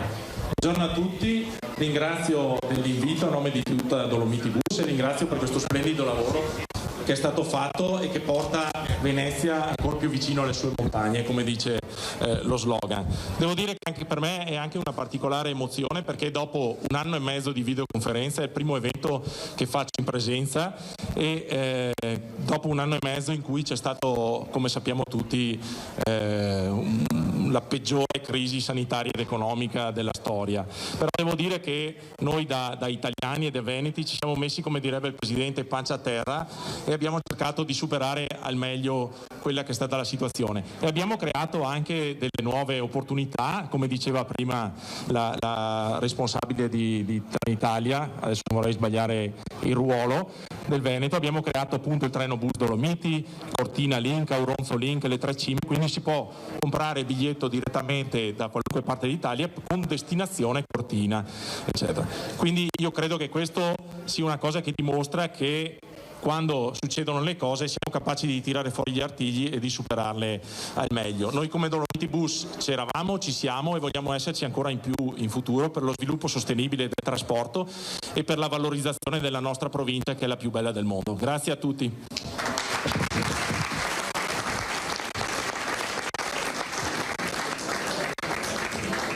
Grazie mille, cedo la parola a Federico D'Inca, Ministro per i rapporti con il Parlamento. Buongiorno a tutti, è veramente un grande piacere essere qui oggi per poter inaugurare una tratta elettrificata così importante che ci porta verso Belluno.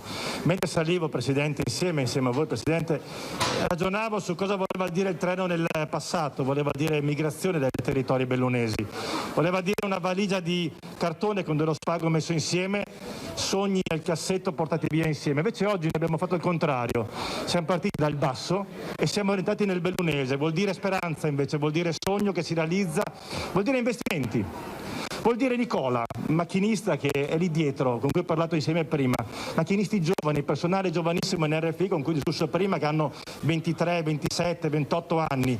Vuol dire che stiamo verso un rinnovamento, un credere verso il futuro con i nostri giovani. È un sogno che si realizza in maniera quotidiana, attraverso chi fa il macchinista e studia insieme, diplomazia internazionale, perché alla fine la ferrovia è diplomazia. Vuol dire sognare verso il futuro, vuol dire collegarsi con altri territori al mondo, vuol dire aprirsi. E ripeto, i migranti andavano via con i loro sogni, con le loro tristezze, abbandonando. Invece noi, il nostro sogno in questo momento è che il bellunese possa avere la forza di portare persone nuove a vivere nel bellunese, nuove nascite ma anche nuove famiglie, e faremo di tutto con degli investimenti continui per il territorio bellunese. E io ringrazio Roger De Meneghe, dove sei Roger? Perché è iniziata nel 2016 la campagna degli investimenti con Elisa De Berti, con il Presidente Zaia, ragionando su questi primi 50 milioni di euro, ma ne investiremo 130 milioni di euro messi con il governo Conte per chiudere la tratta che ci porta verso Montebelluna, con la completa elettrificazione dell'anello basso. E poi chiaramente si guarda verso nord, ma si può anche guardare con treni nuovi, treni ad idrogeno, so che gli avete nel cassetto questa possibilità, per cui mi auguro che si possa guardare verso anche nuove tecnologie nel bellunese. E poi chiaramente la tratta verso Primolano-Feltre, perché da lì passa il futuro, si guarda verso l'Europa, ci sarà il tunnel del Brennero e quello è un passaggio importante nel 2026.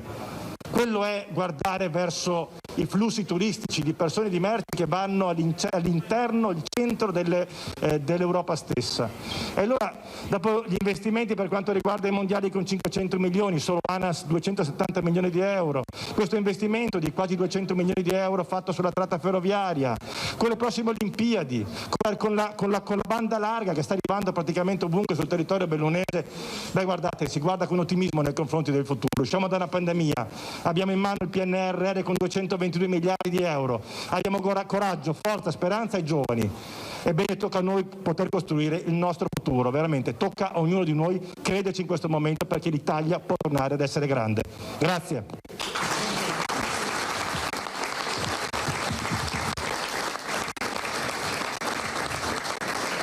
Grazie a tutti. Due informazioni di servizio. Volevamo ringraziare anche i rappresentanti della FIAB, associazioni Treni Belluno, Ferrovie Arrugginite e gestori rifugi alpini del Veneto.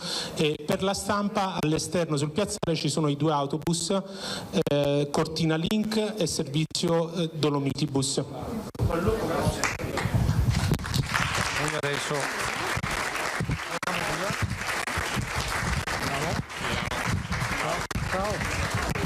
allora dove prendiamo la linea? Prendiamo la linea per seguire il Presidente Zaia adesso nella seconda parte del viaggio, ovvero il passaggio all'ospedale. Gli autobus adesso faranno delle immagini, delle foto con le cose. Scusate, una comunicazione di servizio, Eccoci qua per le foto con il Presidente. Io volevo approfittare per fare una breve battuta con l'assessore De Berti, a meno che non ci segua anche. Ecco qui le foto con Dolomiti Bus, con il treno bus delle Dolomiti. Avete sentito il responsabile di Dolomiti Bus che ha detto da qui poi si può raggiungere tutto il bellunese. Adesso noi corriamo insieme al Presidente nell'altro appuntamento, che è quello dell'ospedale di Belluno, legato all'ospedale e a una nuova inaugurazione.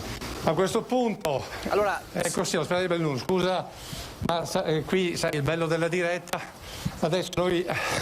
Voi salite in macchina, se non sbaglio, sì. Adesso vediamo il Presidente che sta partendo. Allora seguiamolo, sì, seguiamolo. Io aspetto che arrivi la macchina. Va bene, allora ridammi pure la linea, ridammi pure la linea. Ti cedo la linea. Va Intanto ti cedo la linea, ok? Così so quando Zaia poi arriva all'ospedale di Belluno, quindi da adesso abbiamo sentito i vari discorsi, abbiamo sentito Zaia, abbiamo sentito D'Inca e i responsabili di Ferrovie Italiane, Padrini, quindi l'importanza di questa linea elettrificata, lo sguardo verso il futuro, quindi questa prima parte dedicata all'elettrificazione della linea Conegliano-Belluno, lo ricordo, importantissima perché da domenica si può transitare tra Venezia e Belluno in modo diretto, senza cambi, chiamiamoli così, con questa nuova linea elettrificata, quindi è un passo ulteriore con i nuovi orari di Trenitalia e va in questo senso anche in chiave evidentemente turistica e del futuro. E mentre allora Lucio si predispone verso l'ospedale di Belluno, adesso cominciamo a parlare di un altro settore, cioè quello della sanità. abbiamo parlato del turismo, intimamente legato alla questione anche epidemica, quindi lo sguardo verso il futuro, ma poi c'è la sanità, quindi la questione Covid, non solo, adesso vedremo anche l'inaugurazione di una nuova TAC, quindi una sanità appunto che resta sempre d'avanguardia. Ma allora ripartiamo dal piano regionale sanitario, quello che guarda all'estate, guarda anche all'autunno. Allora vediamo il servizio sul nuovo piano sanitario regionale presentato ieri a Marghera, cosa comporta. Vediamo. Diciamo ai veneti che noi non abbiamo abbassato la guardia. Siamo un po' come le maison di alta moda, no? Noi stiamo già pensando alla collezione autunno-inverno 2021-2022. Se lo leggete con quella visione capite che non stiamo celebrando la festa della liberazione, ma stiamo schierando tutta l'artiglieria in caso di... Nessun allentamento sul fronte della prevenzione e della lotta al virus. Questo è il principio ispiratore del nuovo piano di sanità pubblica del Veneto, il quarto in 15 mesi di pandemia. Quindi avanti tutta con i vaccini, ma altrettanta attenzione va al tracciamento delle positività e al sequenziamento, con la quarantena che resta a 10 giorni. In tutti i casi in cui ci sia il sospetto di un caso legato a variante deve essere fatto il sequenziamento. In quel caso la quarantena va valutata anche nei contatti a basso rischio. Non a caso il nuovo piano fissa un numero minimo di tamponi al giorno, almeno 150 su 100.000 abitanti, da effettuare non solo nel caso di sintomi ma anche su campione, magari in azienda o nel corso di eventi, con la Regione pronta a introdurre i test antigenici rapidi in autosomministrazione, recentemente approvati a livello europeo. In occasione di eventi, in occasione di eventi sociali oppure familiari allargati, oppure in contesti lavorativi che possono essere anche quelli del turismo, ci sia la possibilità che le persone possano autocontrollarsi, e quindi vorremmo portare avanti una sorta di progetto pilota. Tamponi regolari e cadenzati continueranno a essere somministrati al personale sanitario e delle case di riposo ogni 30 giorni per i soggetti vaccinati, ogni 7 per chi non lo è. Capitolo collegato, quello delle visite in ospedale. A giorni arriveranno le nuove linee guida, anche qui i tamponi faranno la differenza. Di certo, ha anticipato Zaia, si andrà verso un superamento degli attuali tempi di visita. 15 minuti non è una visita, è una telefonata. Quanto alle case di riposo, le linee guida ci sono già, ma spesso non vengono rispettate. Un monitoraggio capillare è in corso. Per quelle strutture che abbiamo visto o vedremo che non applicano, ci sarà un richiamo, una lettera nostra in cui diciamo applicate le linee guida che sono state emanate con ordinanza del Ministero. Nel piano vengono poi inserite le modalità per la riapertura in sicurezza sia dei centri diurni anziani per non autosufficienti, che dovranno riaprire tutti, sia dei CEOD disabili, un passo atteso verso la normalità anche per le fasce più fragili e le loro famiglie.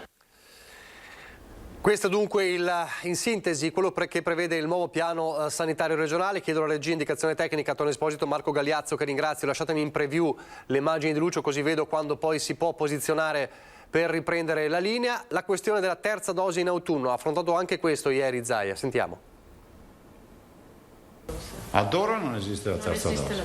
C'è però il Green Pass che prevede la scadenza dopo i 9 mesi. Per cui non so se sia un preludio, ma ad oggi non c'è. Ufficialmente non c'è nulla, nessun atto formale né del governo né dell'Europa, ma la terza dose è più che un'ipotesi, una cauta certezza che la Regione sta già prendendo in seria considerazione in termini organizzativi. Questo significa mantenimento in prospettiva degli hub vaccinali. Ma noi siamo pronti se arriva.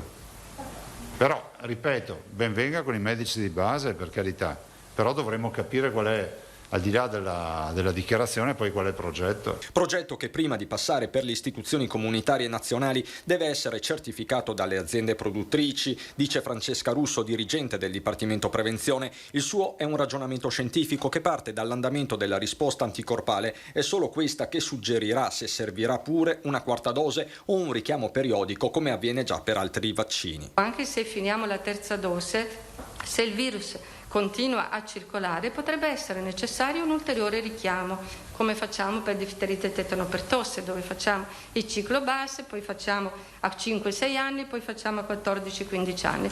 In attesa di capire cosa ne sarà di questa terza dose, resta un'estate da programmare con le consegne annunciate dal commissario Figliuolo, la famosa spallata attesa a metà mese con Zaia, che da un lato conferma che non sarà fatto nessun Open Day e dall'altro che AstraZeneca e Janssen continueranno a essere somministrati soltanto agli over 60, bene invece l'ok sempre di Figliuolo alla seconda dose in vacanza per i turisti, come richiesto dalle regioni.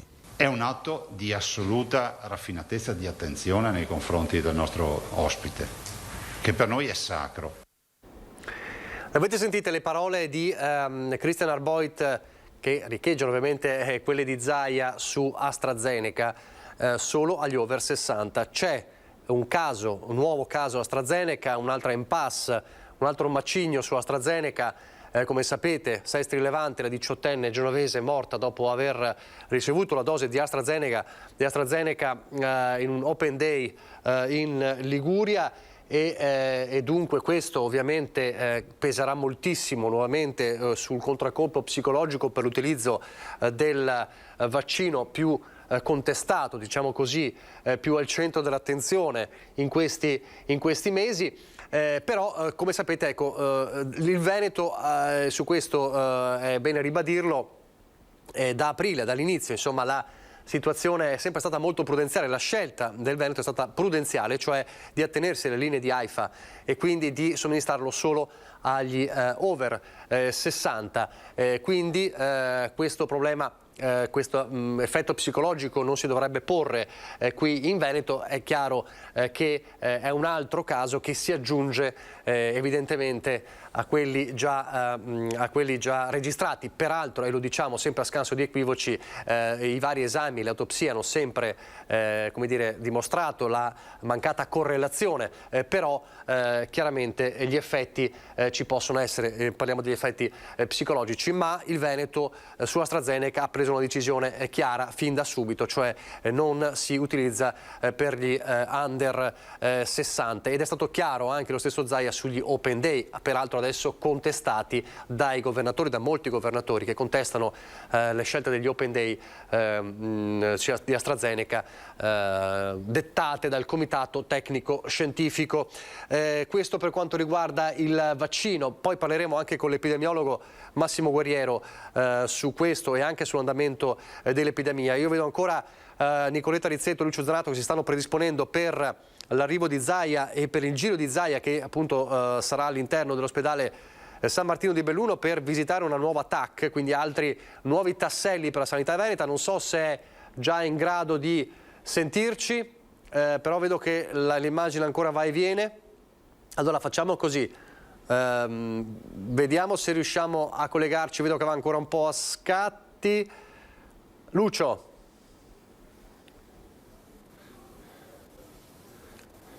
Allora, aspetta che ci portiamo verso la finestra. Sì. No, allora facciamo così, aspettiamo un secondo. Legato alla questione Covid, ma diciamo, o meglio, legato alle case di riposo, legate alle case di riposo che hanno in questo anno e mezzo pagato un conto salatissimo. L'allarme lanciato proprio qui in edizione straordinaria 2 giorni fa, era in diretta Marta Marangon da Roberto Volpe, che guida, diciamo, la categoria delle case di riposo in Veneto, l'allarme sulla carenza di infermieri. Frasi forti da parte del massimo ente che governa appunto le case di riposo. Dopo quelle parole forti e quell'allarme è arrivata una interrogazione parlamentare da parte di alcuni deputati leghisti. Allora vediamo l'interrogazione e poi andiamo da Lucio Zanato. Guardate che se la situazione rimane questa, al di là del tema degli ingressi, noi fra 6 mesi probabilmente dovremmo chiamare i familiari e un terzo della popolazione anziana ospite delle strutture, dovremmo invitare i familiari a riportarli a casa.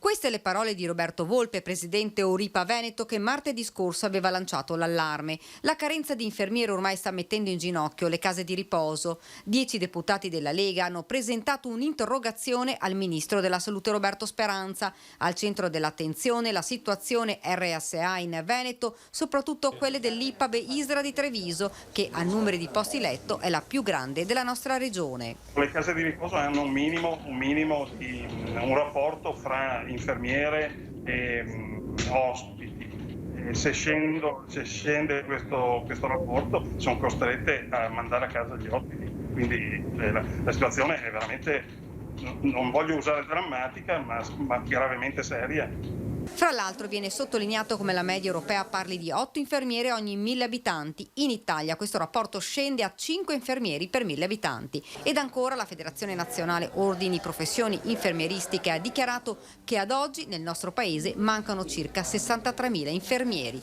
una situazione che sta esplodendo. Io chiedo quanti anni ci vorranno per formare gli infermieri che mancano. La cosa che chiediamo è di ampliare quel provvedimento che è stato fatto, valido fino al 31 di dicembre, di assumere personale non UE che sia formato, di ampliare questa forchetta per gli anni 2022-2023. Per ora c'è bisogno di un intervento immediato, ma poi bisognerà trovare delle soluzioni definitive. Allora, torniamo all'ospedale di Belluno, vediamo se Lucio riesce a sentirci. Adesso vedo l'immagine. Lucio.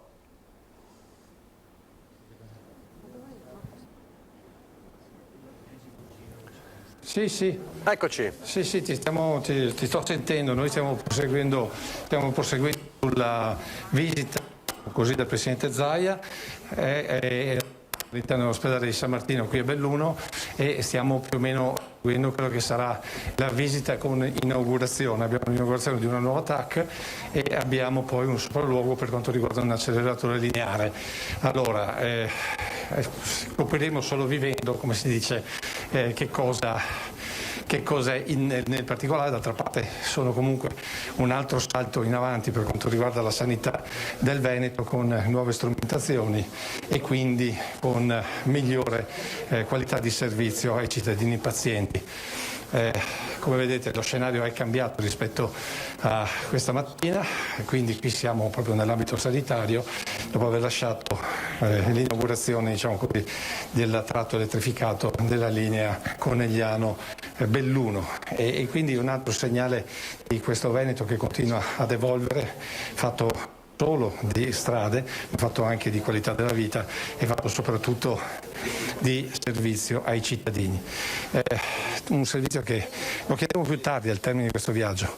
Sicuramente potrebbe migliorare e crescere nel momento in cui riuscissimo ad ottenere maggiori finanziamenti da gestirci in maniera autonoma e il fatto che i veneti vogliono questo tipo di strada dimostra la forte presenza ad esempio nella pedemontana, una presenza dettata sì dal bisogno di dare questa nuova via, ma anche dalla consapevolezza che il pedaggio versato passa attraverso la regione del Veneto. Come abbiamo sentito prima durante il viaggio, il Presidente Zaia ha confermato che se dovessero esserci questi flussi di transito, qualcosina anche di più, si potrebbe già cominciare a pensare a delle scontistiche per quanto riguarda il biglietto d'entrata, ed è una notizia molto importante per quanti,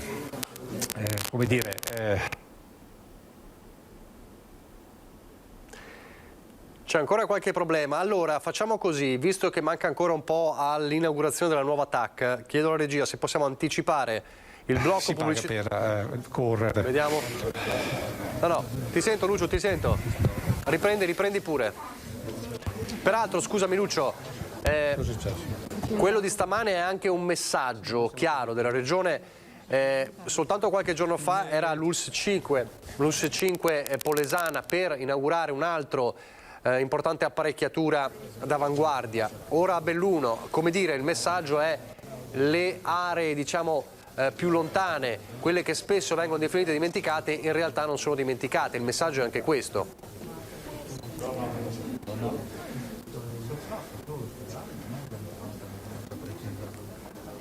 Lucio. Assolutamente sì, noi abbiamo delle aree come il Detta del Po, il Polesine, storicamente ritenuto abbiamo il Bellunese che in alcune zone veniva ritenuto area depressa, invece qui c'è l'attenzione della Regione proprio anche quelle che si potrebbero definire così i confini dell'impero, chiamiamoli così, e sicuramente di attenzione sia per quanto riguarda la sanità sia per quanto riguarda la viabilità, ma anche in genere poi il fattore economico danno il senso di una comunità che è quella veneta, perché poi bisogna sempre trarre questa conclusione definitiva, cioè noi siamo un popolo, il popolo quel popolo veneto che nel corso del referendum per l'autonomia ha votato in maniera così massiccia, quel popolo veneto che si riconosce sia dal Po fino al Peralba sostanzialmente, quindi da dove nasce il Piave fino a dove sfocia il fiume più importante d'Italia, appunto il Delta del Po.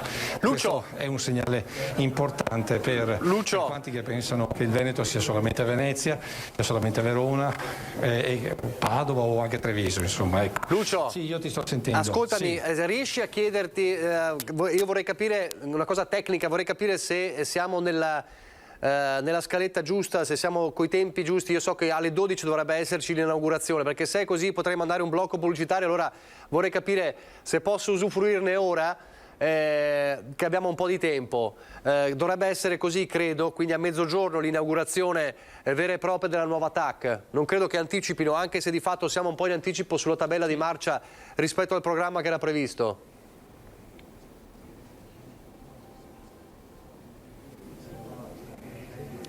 Forse Zaia vuole ancora parlare un po' con... Sì, adesso mi informo subito, ti so dire. Benissimo. Allora, quindi la nuova TAC all'ospedale di Belluno, siamo in attesa, magari ecco Lucio avvertimi se possiamo andare in pubblicità in questo momento. Dicevamo, ci sono ancora tante altre cose da dire che non riguardano soltanto il Covid. Ad esempio abbiamo parlato, o meglio riguarda il Covid, ma fino a un certo punto, comunque riguarda le difficoltà dei trasporti a Venezia legati alla riduzione dei posti ovviamente per il Covid, il caos dei trasporti, anche lì la violenza che c'è stata in questi giorni nei confronti degli addetti. Allora la FILT CGIL di Venezia annuncia per oggi una denuncia al trasporto pubblico locale con destinatario la Capitaneria di Porto.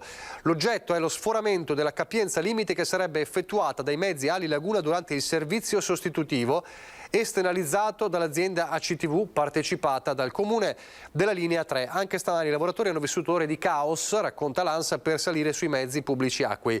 Il collegamento tra Piazzale Roma e Murano, garantito dal servizio di trasporto pubblico locale, è in sofferenza da tempo e proprio per questa linea si erano verificati gli episodi di violenza con aggressioni verbali e danni degli equipaggi. Il motivo riguarda la gente che viene lasciata a terra per mancanza di capacità di carico proprio sui mezzi Ali Laguna, e dunque c'è questa vera e propria denuncia con destinatario la Capitaneria di Porto da parte della FILT CGIL di Venezia. Allora facciamo così.